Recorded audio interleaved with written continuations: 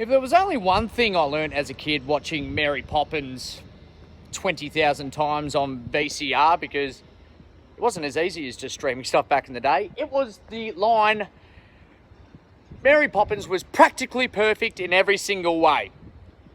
And that couldn't be more true about this load that I've got. Apart from some beautiful forklifts that I've got on here, and a banging Kenworth, and a perfect puppy, a genuine perfect puppy.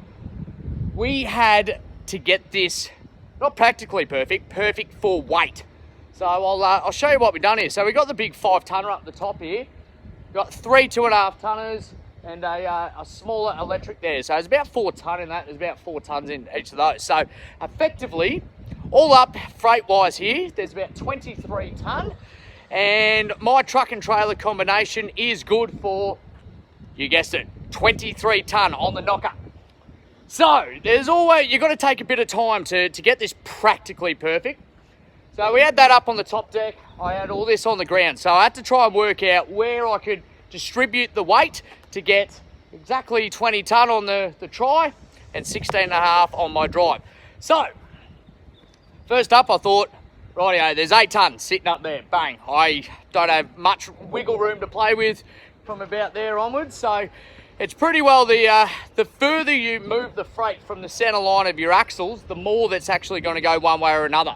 So with the counterweights of these forklifts, I wanted them backwards because I actually wanted to throw as much weight towards the back as possible. So that's why we drove them front forwards on. And I ended up doing that one that way because it's a 3-wheeler. They are a bit of a bugger to get up ramps, so better to be safe than sorry. Alrighty, so where did we start? We got this first one. I thought, yep, we'll run that right up to the gooseneck. It actually fitted perfectly between those tines and rested on top. You can actually see where I still got the dunnage there to protect it. No longer needed. So I got them on, drove these two up, got them side by side, and obviously put the back one on. So at that point, I actually put up the ramps, jumped in the truck. I thought, we're not gonna strap or chain any of this down because if I'm a little bit out, what a bloody waste of time that would be, ladies and gentlemen. So we jumped in, built up the air, let off the brakes, just had the trailer brake on, let it build up. And luckily, you know, one thing, this thing's a bit of a godsend, and I think all trailers really should have them. So I've actually got a weight gauge under here. So to start off, there was about 19 tonne on it. And obviously that's not enough, too much forward. It showed too much on those gauges. So first up with these two, actually rolled them back, probably only about 6 inches or so. So they probably started, we'll call it a foot. So we started about there, moved them back parallel, just to try and shift a little bit more weight backwards. Jumped in about half a tonne, 3/4 of a tonne. So I ended up with this one, rolled her back, left the gap, and jumped in, had a look at the scales again, still a little bit under, just kept shifting it back till eventually we got to this point. There you go, exact lie, 20 tonne.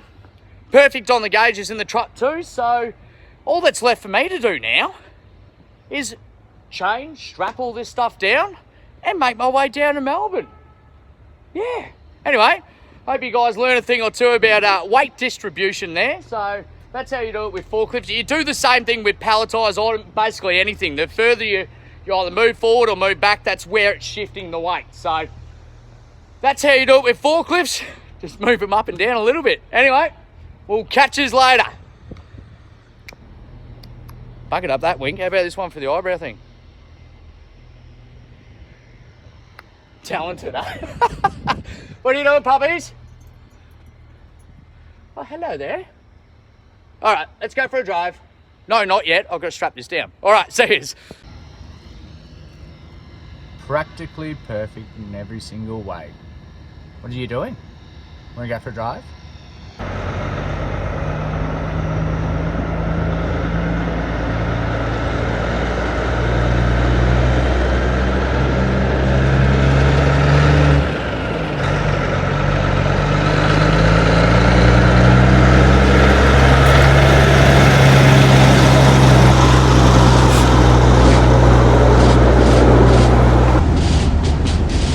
Truck driving can be both physically and mentally challenging. So if you ever need somebody to talk to, call Health and Gear today and get yourself back on track.